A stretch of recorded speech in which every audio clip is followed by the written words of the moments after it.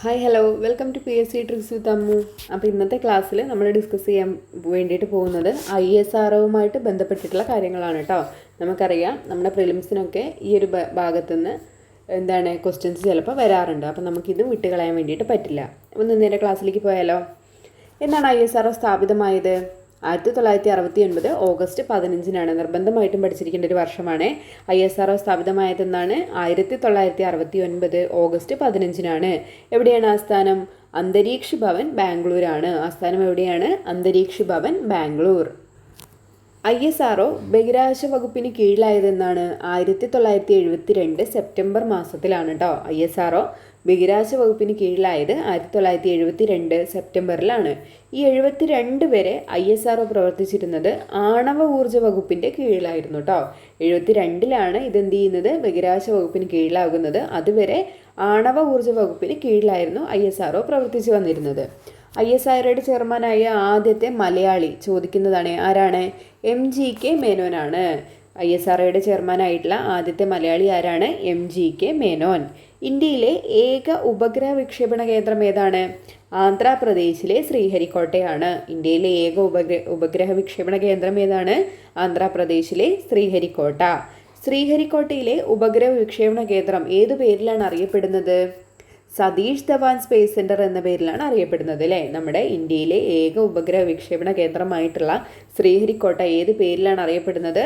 Satheesh Dhawan space centre എന്ന പേരിലാണ് അറിയപ്പെടുന്നത്. ഇന്ത്യയുടെ ഉപരിതല മിസൈൽ പരീക്ഷണ കേന്ദ്രം എവിടെയാണ്? അത് ഒഡീഷയിലെ APJ അബ്ദുൽ കലാം ദ്വീപാണ് കേട്ടോ. അതിന് മുന്നേ ആ ഒരു ദ്വീപിൻ്റെ പേര് വീലർ ദ്വീപ് എന്നായിരുന്നു കേട്ടോ. വീലർ ദ്വീപ് എന്നുള്ള പേരിലാണ് ഈ ഇന്ത്യയുടെ ഉപരിതല മിസൈൽ പരീക്ഷണ കേന്ദ്രം മുന്നേ അറിയപ്പെട്ടിരുന്നത്. പിന്നീടാണ് അത് എന്ത് ചെയ്യുന്നത്? APJ അബ്ദുൽ കലാം ദ്വീപ് എന്ന പേരിലേക്ക് മാറുന്നത്. അപ്പോൾ ഇന്ത്യയുടെ ഉപരിതല മിസൈൽ പരീക്ഷണ കേന്ദ്രം ഏതാണ്? ഒഡീഷയിലെ APJ അബ്ദുൽ കലാം ദ്വീപാണ്. ISROയുടെ 10ാമത്തെ ചെയർമാനായി ചുമതലയേറ്റ മലയാളി ആരാണ്? S സോമനാഥ് ആണ്. ISROയുടെ 10ാമത്തെ ചെയർമാനായി ചുമതലയേറ്റ മലയാളി ആരാണ്? S സോമനാഥ് ആണ്. ഞാനിത് എടുക്കാൻ കാരണം നമ്മൾ ഒരു ക്വസ്റ്റ്യൻ പേപ്പറിൽ ഇങ്ങനെ തന്നെ വന്നിട്ടുണ്ട്. ISROയുടെ 10ാമത്തെ ചെയർമാൻ ആര് എന്ന് ചോദിച്ചിട്ട് വന്നിട്ടുണ്ടായിരുന്നു. അത് സോമനാഥായിരുന്നു ആൻസർ. അപ്പോൾ അതുകൊണ്ടാണ് അത് എടുത്തത് കേട്ടോ. അപ്പം നിലവിലെ നമ്മുടെ 11ാമത്തെ ചെയർമാൻ ആരാണ്? V നാരായണനാണ്. 11ാമത്തെ ISROയുടെ ചെയർമാൻ ആരാണ്? V നാരായണനാണ്. അദ്ദേഹവും മലയാളി തന്നെയാണ് കേട്ടോ. ISRO ചെയർമാനായ മറ്റു മലയാളികൾ ആരൊക്കെയാണ്? എല്ലാവരെയും കൂടെ പറയുന്നുണ്ട്. MGK Menon, K Kasturirangan, G Madhavan Nair, K Radhakrishnan. ISRO ചെയർമാനായ മറ്റു മലയാളികൾ ആരൊക്കെയാണ്? MGK Menon, K Kasturirangan, G Madhavan Nair, K Radhakrishnan. പിന്നെ ആരാണ്? നമ്മുടെ സോമനാഥ്, V നാരായണൻ. ഇതെല്ലാം എന്താണ്? ISRO ചെയർമാനായിട്ടുള്ള മലയാളികളാണ്. ഓർത്തിരിക്കണേ. ചിലപ്പോൾ പെടാത്തത് ഏത് എന്നൊക്കെ ചോദിച്ചിട്ട് വരാൻ ചാൻസ് ഉണ്ട്. ISROയുടെ പ്രധാന ഗവേഷണ കേന്ദ്രം എവിടെയാണ്? തിരുവനന്തപുരത്തെ വിക്രം സാരാഭായ് സ്പേസ് സെൻറ്റർ ആണ്. ISROയുടെ പ്രധാന ഗവേഷണ കേന്ദ്രം ഏതാണ്? തിരുവനന്തപുരത്തെ വിക്രം സാരാഭായ് സ്പേസ് സെൻറ്റർ ആണ്. അടുത്തൊരു ക്വസ്റ്റ്യൻ ആണ് ഈ കിടക്കുന്നത്. Cradle of space science in India എന്നറിയപ്പെടുന്നത് അഹമ്മദാബാദിലെ ഫിസിക്കൽ റിസർച്ച് ലബോറട്ടറി ആണ്. Cradle of space science in India എന്നറിയപ്പെടുന്നത് ഏതാണ്? അഹമ്മദാബാദിലെ ഫിസിക്കൽ റിസർച്ച് ലബോറട്ടറി ആണ് കേട്ടോ. അത് സ്ഥാപിതമായത് എന്താണെന്ന് ചോദിച്ചാൽ 1947 ഫിസിക്കൽ റിസർച്ച് ലബോറട്ടറി സ്ഥാപിതമാകുന്നത് കേട്ടോ. നമ്മുടെ cradle of space science in India എന്നറിയപ്പെടുന്നതാണ് ഫിസിക്കൽ റിസർച്ച് ലബോറട്ടറി. ചോദിച്ചിട്ടുണ്ട് ഇതിന് മുന്നേ കേട്ടോ. നാഷണൽ റിമോട്ട് സെൻസിങ് ഏജൻസി സ്ഥാപിതമായതെന്നാണ്? 1974. നാഷണൽ റിമോട്ട് സെൻസിങ് ഏജൻസി സ്ഥാപിതമായ വർഷം ഏതാണ്? 1974 സെപ്റ്റംബർ 2. ഹൈദരാബാദിലാണ് സ്ഥിതി ചെയ്യുന്നത്. നാഷണൽ റിമോട്ട് സെൻസിങ് ഏജൻസി എവിടെയാണ് സ്ഥിതി ചെയ്യുന്നത്? ഹൈദരാബാദിലാണ് സ്ഥിതി ചെയ്യുന്നത്.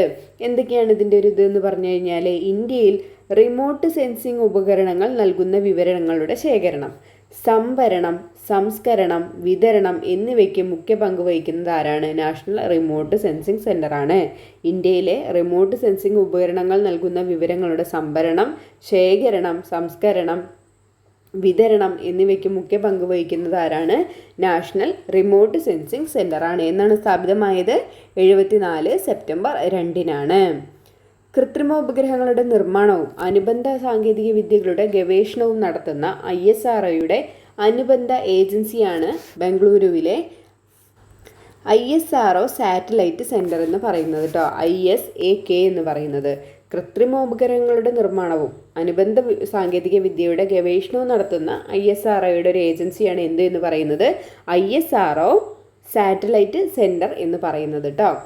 ISRO സാറ്റലൈറ്റ് സെൻറ്റർ ഇപ്പോൾ എങ്ങനെ അറിയപ്പെടുന്നുണ്ട്? UR റാവു സാറ്റലൈറ്റ് സെൻറ്റർ എന്നാണ് അറിയപ്പെടുന്നത്. URSC എന്ന പേരിലാണ് അറിയപ്പെടുന്നത്. അതിൻ്റെ ലക്ഷ്യം എന്താണ്? അതെന്താണ് ചെയ്തുകൊണ്ടിരിക്കുന്നത്? കൃത്രിമോപകരണങ്ങളുടെ നിർമ്മാണവും അനുബന്ധ സാങ്കേതിക വിദ്യകളുടെ ഗവേഷണവും നടത്തുന്ന ഒരു അനുബന്ധ ഏജൻസി, ISROയുടെ ഒരു അനുബന്ധ ഏജൻസിയാണ് എന്ത് എന്ന് പറയുന്നത് URSC എന്ന് അറിയുന്നത്. UR റാവു സാറ്റലൈറ്റ് സെൻറ്റർ എന്നാണ് അതിൻ്റെ ഫുൾ നെയിം. ഇനി ചോദിക്കാറുണ്ട് ISROയുടെ ലോഗോയിലെ നിറങ്ങൾ ഏതൊക്കെയാണ്? ഓറഞ്ചും നീലയുമാണ് കേട്ടോ. ISROയുടെ ലോഗോയിലെ നിറങ്ങൾ ഏതൊക്കെയാണ്? ഓറഞ്ച്, നീല.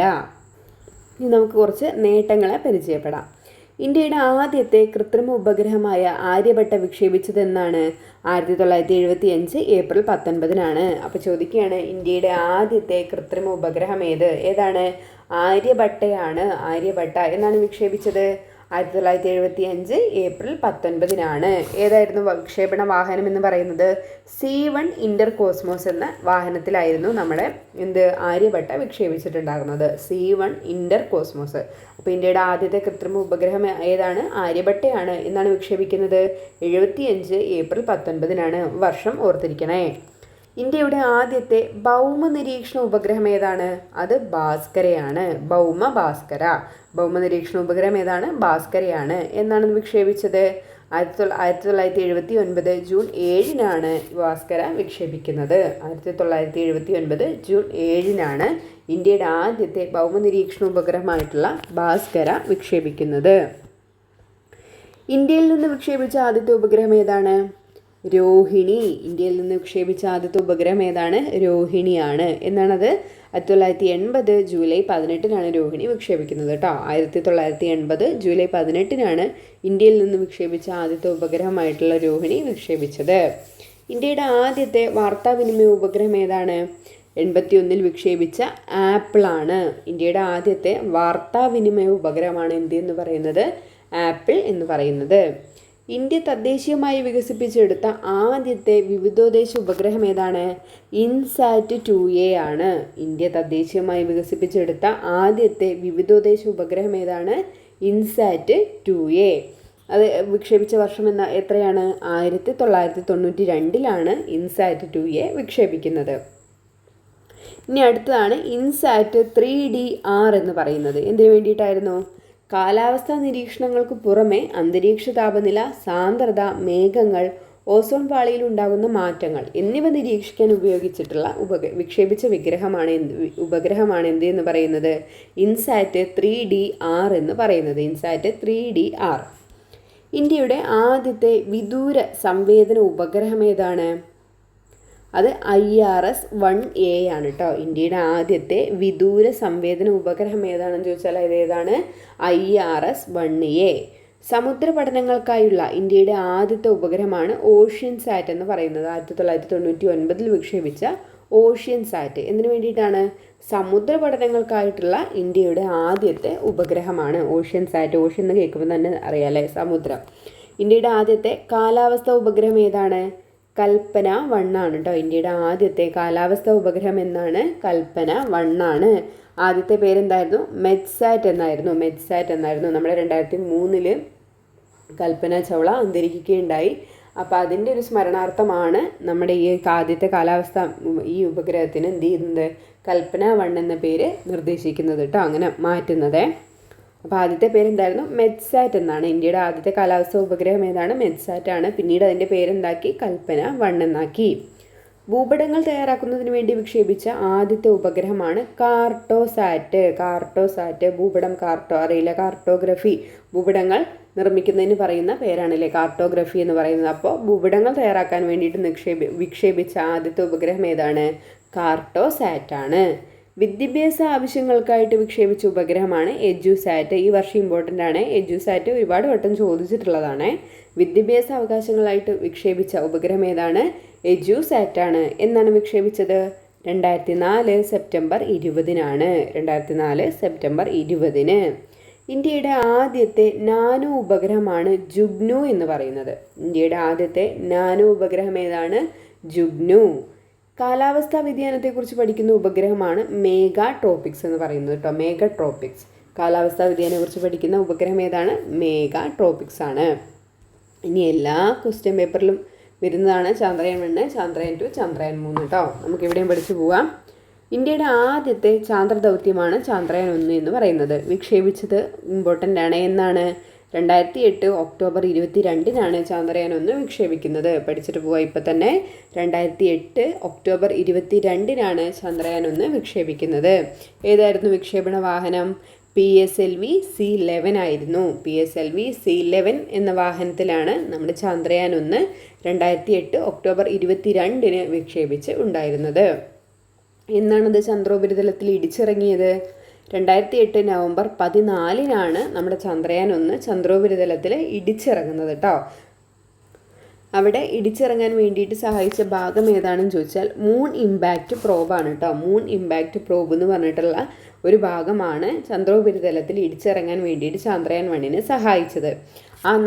അവർ അവിടെ ഇടിച്ചിറങ്ങിയ ഭാഗത്തിന് എന്ത് പറയുന്നുണ്ട്? ഷാക്കിൾട്ടൺ ഗർത്തം എന്നാണ് പറയുന്നത് കേട്ടോ. ഷാക്കിൾട്ടൺ ഗർത്തം. ആ സമയത്തെ ISRO ചെയർമാൻ ആരായിരുന്നു? G. മാധവൻ നായരായിരുന്നു കേട്ടോ. ചന്ദ്രയാൻ 1-ന്റെ സമയത്തെ ISRO ചെയർമാൻ ആരായിരുന്നു? G. മാധവൻ നായരായിരുന്നു. പ്രൊജക്ട് ഡയറക്ടർ ആരായിരുന്നു? അണ്ണാദുരൈ ആയിരുന്നു. പ്രൊജക്ട് ഡയറക്ടർ ആരായിരുന്നു? അണ്ണാദുരൈ. ഇനി അടുത്തതാണ് ചന്ദ്രയാൻ 2, രണ്ടാമത്തെ ദൗത്യം. എന്നാണ് വിക്ഷേപിച്ചത്? 2019 ജൂലൈ 22-ന്. 22 കിട്ടല, ചന്ദ്രയാൻ 2 അപ്പോൾ 2 ജൂലൈ 22. 2019 ജൂലൈ 22-നാണ് ചന്ദ്രയാൻ 2 വിക്ഷേപിച്ചത്. ചന്ദ്രൻ്റെ ദക്ഷിണ ധ്രുവത്തിൽ ഇറങ്ങുന്ന ചന്ദ്രയാൻ 2-ന്റെ ലാൻഡർ ഏതാണ്? വിക്രമാണ്. ചന്ദ്രോപരിതലത്തിൽ പര്യവേഷണം നടത്തുന്ന ചന്ദ്രയാൻ 2-ന്റെ റോവർ ഏതാണെന്ന് ചോദിച്ചാൽ അതേതാണ്? പ്രഗ്യാനാണ്. ചന്ദ്രൻ്റെ ദക്ഷിണ ധ്രുവത്തിൽ ഇറങ്ങുന്ന ചന്ദ്രയാൻ 2-ന്റെ ലാൻഡർ ഏതാണ്? വിക്രം. ചന്ദ്രോപരിതലത്തിൽ പര്യവേഷണം നടത്തുന്ന ചന്ദ്രയാൻ 2-ന്റെ റോവറാണ് പ്രഗ്യാൻ എന്ന് പറയുന്നത്. ആ സമയത്തെ പ്രൊജക്ട് ഡയറക്ടർ ആരായിരുന്നു? വനിത മുത്തയ്യ ആയിരുന്നു. ചന്ദ്രയാൻ 2-ന്റെ സമയത്തെ പ്രൊജക്ട് ഡയറക്ടർ ആരായിരുന്നു? വനിത മുത്തയ്യ. ആ സമയത്തെ ISRO ചെയർമാൻ എന്ന് പറയുന്നത് K. ശിവൻ ആയിരുന്നു. K. ശിവൻ. ചന്ദ്രയാൻ 1-ന്റെ സമയത്ത് G. മാധവൻ നായരും ചന്ദ്രയാൻ 2-ന്റെ സമയത്ത് ആരായി? K. ശിവനും ആയി. അടുത്തതാണ് ചന്ദ്രയാൻ 3 എന്ന് പറയുന്നത്. എന്നാണ് വിക്ഷേപിച്ചത്? 2023 ജൂലൈ 14-നാണ് വിക്ഷേപണം. ഈ 3-ന്റെയും വർഷങ്ങൾ ഇമ്പോർട്ടൻ്റ് ആണ് കേട്ടോ. ചന്ദ്രയാൻ 3-ന്റെ വിക്ഷേപണം എന്നാണ്? 2023 ജൂലൈ 14-നാണ്. അതിൻ്റെ വിക്ഷേപിച്ച വാഹനം ഏതായിരുന്നു? LVM-3M4 ആയിരുന്നു കേട്ടോ. LVM-3M4 എന്ന വാഹനത്തിലായിരുന്നു ചന്ദ്രയാൻ 3 വിക്ഷേപിച്ചിട്ടുണ്ടായിരുന്നത്. ആ സമയത്ത് ISRO ചെയർമാൻ S. സോമനാഥ് ആയിരുന്നു. ചന്ദ്രയാൻ 3-ന്റെ സമയത്തെ ISRO ചെയർമാൻ ആരായിരുന്നു? S. സോമനാഥനായിരുന്നു. അടുത്തതാണ് ഒഴിച്ചുകൂടാൻ പാടില്ലാത്തതാണ് മംഗൾയാൻ എന്ന് പറയുന്നത്. ഇന്ത്യയുടെ ചൊവ്വ പര്യവേഷണ ദൗത്യമാണ് എന്ത് എന്ന് പറയുന്നത്? മംഗൾയാൻ എന്ന് പറയുന്നത്. അതിന് വേറൊരു പേരും കൂടി ഉണ്ട് മംഗൾയാന്. MOM അല്ലെങ്കിൽ MOM എന്ന് പറയുന്നത്. എന്താണ് ഇതിൻ്റെ full form? Mars orbital mission എന്നാണ് കേട്ടോ. Mars orbital mission. എന്നാണിത് വിക്ഷേപിച്ചത്? 2013 നവംബർ 5-നാണ് മംഗൾയാൻ വിക്ഷേപിക്കുന്നത്. 2013 നവംബർ 5 ഇമ്പോർട്ടൻ്റ് ഡേറ്റ് വർഷമാണ്. 2013 നവംബർ 5-നാണ് മംഗൾയാൻ വിക്ഷേപിക്കുന്നത്. ഏതായിരുന്നു വാഹനം? PSLV C-25 നമ്മുടെ മംഗൾയാൻ വിക്ഷേപിച്ചിട്ടുണ്ടായിരുന്നത്. PSLV C-25. മംഗൾയാൻ സമയത്തെ ISRO ചെയർമാൻ ആരായിരുന്നു? K. രാധാകൃഷ്ണനായിരുന്നു. മംഗൾയാൻ സമയത്ത് ISRO ചെയർമാൻ ആരായിരുന്നു? K. രാധാകൃഷ്ണൻ. സൂര്യനെ അടുത്തറിയാനും വിവരങ്ങൾ ശേഖരിക്കാനുമുള്ള ഇന്ത്യയുടെ ആദ്യത്തെ സൗരദൗത്യം ഏതായിരുന്നു? ആദിത്യ L1 ആയിരുന്നു. എന്നായിരുന്നു വിക്ഷേപിച്ചത്? 2023 സെപ്റ്റംബർ 2-നായിരുന്നു ആദിത്യ L1 വിക്ഷേപിച്ചിട്ടുണ്ടായിരുന്നത് അല്ലേ. സൂര്യനെ അടുത്തറിയാനും വിവരങ്ങൾ ശേഖരിക്കാനുമുള്ള ഇന്ത്യയുടെ ആദ്യത്തെ സൗരദൗത്യമാണ് ആദിത്യ L1. വർഷം ഓർത്തിരിക്കുക, 2023 സെപ്റ്റംബർ 2. ചെലവ് കുറഞ്ഞ രീതിയിൽ പെട്ടെന്ന് റോക്കറ്റുകളെ ബഹിരാകാശത്ത് എത്തിക്കുന്നതിലേക്കായി ISRO വിജയകരമായി പരീക്ഷിച്ച ഒരു സാങ്കേതിക വിദ്യയുടെ പേരാണ് സ്ക്രാം ജെറ്റ് എന്ന് പറയുന്നത് കേട്ടോ. ചോദിച്ചിട്ടുണ്ട്. സ്ക്രാം ജെറ്റ് എന്താണത്? ചെലവ് കുറഞ്ഞ രീതിയിൽ പെട്ടെന്ന് റോക്കറ്റുകളെ ബഹിരാകാശത്തേക്ക് എത്തിക്കുന്നതിന് വേണ്ടിയിട്ട് ISRO വിജയകരമായി പരീക്ഷിച്ച ഒരു സാങ്കേതിക വിദ്യയാണ് സ്ക്രാം ജെറ്റ് എന്ന് പറയുന്നത് കേട്ടോ. Scram jet. ബഹിരാകാശത്തെത്തിയ ആദ്യത്തെ ഭാരതീയൻ ആരാണ്? രാകേഷ് ശർമ്മയാണ്. രണ്ടാമനാരാണ്? ശുഭാംശു ശുക്ലയാണ്. ബഹിരാകാശത്തെത്തിയ ആദ്യത്തെ ഭാരതീയൻ രാകേഷ് ശർമ്മ. രണ്ടാമത്തെ വ്യക്തി ആരാണ്? ശുഭാംശു ശുക്ല. ബഹിരാകാശ യാത്ര നടത്തിയ ആദ്യത്തെ ഇന്ത്യൻ വനിത ആരാണ്? കൽപ്പന ചൗളയാണ്. രണ്ടാമത്തെ വ്യക്തിയാണ് സുനിത വില്യംസ്. ഇവിടെ മൂന്നാമത്തെ വ്യക്തിനെയും കൂടെ അറിഞ്ഞിരിക്കുക. ആരാണത്? സിരിഷ ബാംദല എന്ന് പറഞ്ഞിട്ടുള്ള വ്യക്തിയാണ് ബഹിരാകാശ യാത്ര നടത്തിയ മൂന്നാമത്തെ ഇന്ത്യൻ വനിത എന്ന് പറയുന്നത്. ആദ്യത്തെ ആരാണ്? കൽപ്പന ചൗള. രണ്ടാമത്തേത് സുനിത വില്യംസ്. മൂന്നാമത്തേത് ആരാണ്?